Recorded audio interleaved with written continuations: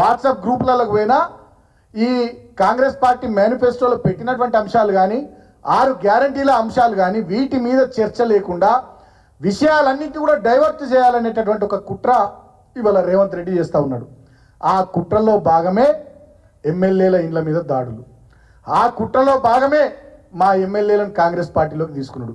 ఆ కుట్రలో భాగమే తెలంగాణ తల్లి విగ్రహం పెట్టాల్సిన చోట రాజీవ్ గాంధీ విగ్రహం పెట్టుడు. ఆ కుట్రలో భాగమే హైడ్రా పేరిట హైదరాబాద్లో పేద దళితులు, బీసీలు, లంబాడ సోదర సోదరిమల్ని ఇల్లు ఊలగొట్టుడు. ఆ కుట్రలో భాగమే నోరు తెరిస్తే బూతులు, అబద్ధాలు, తిట్ల పురాణం. అంటే ఆయన స్ట్రాటజీ ఏంటంటే రేవంత్ రెడ్డిది, ఆయన లేస్తే అబద్ధాలు మాట్లాడాలి, అంత అయిపోయిందని చెప్పాలి, గోబెల్స్ ప్రచారం చేయాలి, కేసీఆర్ను తిట్టాలి, బీఆర్ఎస్ పార్టీ నాయకులను తిట్టాలి. తద్వారా ఏంటంటే వాళ్ళు మమ్మల్ని తిడితే మేము వాళ్ళని తిట్టాలి. ఇక రేపు పేపర్లలో కానీ టీవీలలో కానీ ఇక వాళ్ళు మమ్మల్ని తిట్టుడు, మేము వాళ్ళని తిట్టుడు.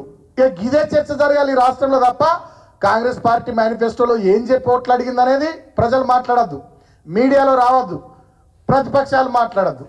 ఎంతసేపు ఆయన మమ్మల్ని తిట్టుడు, మేము ఆయనను తిట్టుడు, గివిట్లలోనే రోజులు గడిచిపోవాలనేటటువంటి ఒక అటెన్షన్ డైవర్షన్ టాక్టిక్స్.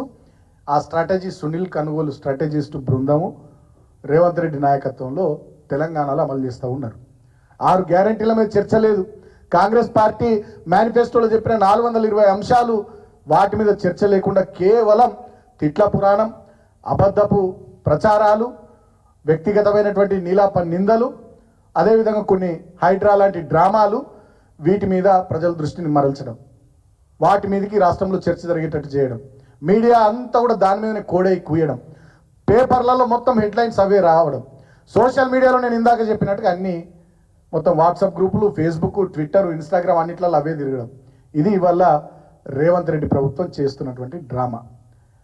ఆ డ్రామాలో భాగమే ఈ అటెన్షన్ డైవర్షన్ టాక్టిక్స్. నేను అడుగుతా ఉన్నా ఈ కాంగ్రెస్ ప్రభుత్వాన్ని, కాంగ్రెస్ పార్టీ పెద్దల్ని, రాష్ట్రంలో ప్రజల్ని కూడా ఆలోచించమని కోరుతా ఉన్నా.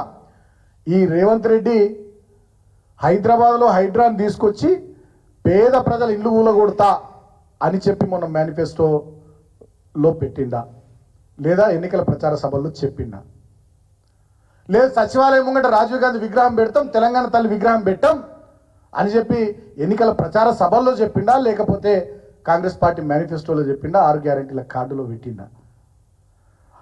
RRR అలైన్మెంట్ను మారుస్తాం, మా వంది మావతుల భూములకు అనుకూలంగా RRRను మెల్లగా గుంజుతాం ఒక 5 కిలోమీటర్ల అవతలకి అని చెప్పి రేవంత్ రెడ్డి ఎన్నికల మేనిఫెస్టోలో పెట్టిండా, 6 గ్యారెంటీల కార్డులో చెప్పిండా, లేదా అసెంబ్లీ ఎన్నికల ప్రచారంలో చెప్పిండా. భవిష్యత్తులో ఫార్మా సిటీని రద్దు చేసి ఫ్యూచర్ సిటీ పేరిట రియల్ ఎస్టేట్ దందా చేస్తా అని చెప్పి రేవంత్ రెడ్డి అసెంబ్లీ ఎన్నికల ప్రచార సభల్లో చెప్పిండా, ఎన్నికల మేనిఫెస్టోలో పెట్టిండా, 6 గ్యారెంటీల కార్డులో పెట్టిండా, లేకుంటే ఇప్పుడు అధికారంలోకి వచ్చినాక చేస్తుండా. ఏం జరుగుతూ ఉంది రాష్ట్రంలో?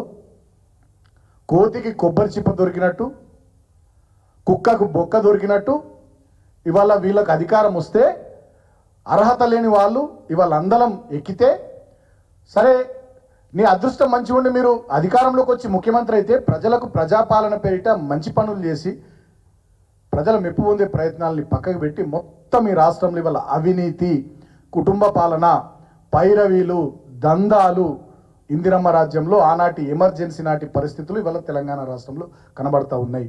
ఖమ్మంలో వరదలు వస్తే ప్రధాన ప్రతిపక్షంగా మా బీఆర్ఎస్ పార్టీ బృందం పోతే మా బృందం మీద దాడులు చేస్తారు. సిగ్గుందా మీకు? కాంగ్రెస్ పెద్దలకు మేము అడుగుతా ఉన్నాం. ఆపద సమయంలో ప్రజలకు అండగా ఉండాల్సిన బాధ్యత ప్రభుత్వానిది, అందరిది. ఆ బాధ్యతను గుర్తెరిగి ప్రధాన ప్రతిపక్షంగా మేము పోతే మా వాళ్ళ మీద దాడులు. హైకోర్టు తీర్పు వస్తే ఎమ్మెల్యేలను తొందరగా డిస్క్వాలిఫై చేసే విషయంలో స్పీకర్ గారు నిర్ణయం తీసుకోండి అని చెప్తే దాని విషయంలో మా ఎమ్మెల్యేలు మాట్లాడితే మా ఎమ్మెల్యేలు ఇళ్ల మీద దాడులు. సిగ్గుందా రేవంత్ రెడ్డి నీకు? మాట్లాడితే రాహుల్ గాంధీ జపం చేస్తావు. మొన్నటి లోక్సభ ఎన్నికల మేనిఫెస్టోలో కాంగ్రెస్ పార్టీ చెప్పింది ఏంది? 10th షెడ్యూల్ సవరించి డిస్క్వాలిఫికేషన్కి సంబంధించి నిర్ణయం తీసుకుంటామని మొన్నటి పార్లమెంట్ ఎన్నికల మేనిఫెస్టోలో చెప్పింది మీ కాంగ్రెస్ పార్టీ కాదా? సిగ్గు లేకుండా బీఆర్ఎస్ పార్టీ ఎమ్మెల్యేలను 10 మందిని తీసుకుంటావా? వీళ్ళకంటే సిగ్గు లేదు. నీకేమైందా రేవంత్ రెడ్డి? నువ్వు రాహుల్ గాంధీ జపం చేస్తున్నావు కదా మాట్లాడితే. అంటే రాహుల్ గాంధీది ఒక ఆలోచన, నీది ఇంకో విధానమా? రాహుల్ గాంధీ ఆలోచనకు విధానానికి కాంగ్రెస్ పార్టీ సిద్ధాంతాలకు వాళ్ళ పద్ధతులకు వ్యతిరేకంగా నువ్వు ఓదలుచుకున్నావా? ఏం చెప్పదలుచుకున్నావు మరి నీ నిర్ణయాల ద్వారా? వాళ్ళు అడుగుతా ఉన్నాం మేము. ఇక నోరు తెరిస్తే అబద్ధాలు. ఎంత ఘోరమైనటువంటి అబద్ధాలు అంటే 30,000 ఉద్యోగాలు భర్తీ చేసినామంటాడు, ఒక్క ఉద్యోగం భర్తీ చేయలే. అసలు టీచర్ల ట్రాన్స్ఫర్లు చేయలే కేసీఆర్ ప్రభుత్వం అంటాడు. 2018లో 50-60 వేల మంది టీచర్ల ట్రాన్స్ఫర్లు జరిగినాయి, అది పచ్చి అబద్ధం. RRR మొత్తం రేవంత్ రెడ్డి, కోమటిరెడ్డి వెంకటరెడ్డి గారే. RRR అనేది ఇక వీళ్ళే మొత్తం ప్లాన్ చేసి స్కెచ్ గీసి కేంద్ర ప్రభుత్వాన్ని ఒప్పించి వీళ్ళే RRR ప్రాజెక్టును ప్రారంభించినట్టు, RRR ప్రాజెక్టుకు సంబంధించి రూపకల్పన చేసినట్టు చెప్తున్నారు.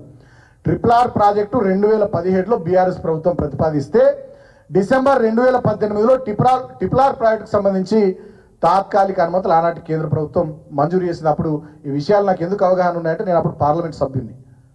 నితిన్ గడ్కరీ గారు surface road transport minister. KCR గారు ఢిల్లీకి వచ్చినప్పుడల్లా చాలా సందర్భాల్లో ప్రైమ్ మినిస్టర్ గారిని కలిసినప్పుడు, నితిన్ గడ్కరీ గారిని కలిసినప్పుడు ఆనాడు ఎంపీలం మేమందరం కూడా కేసీఆర్ గారితో పాటు ఉన్నాం. ఆనాడు 2017లో ఈ RRRకు సంబంధించి రూపకల్పన మా ప్రభుత్వం చేస్తే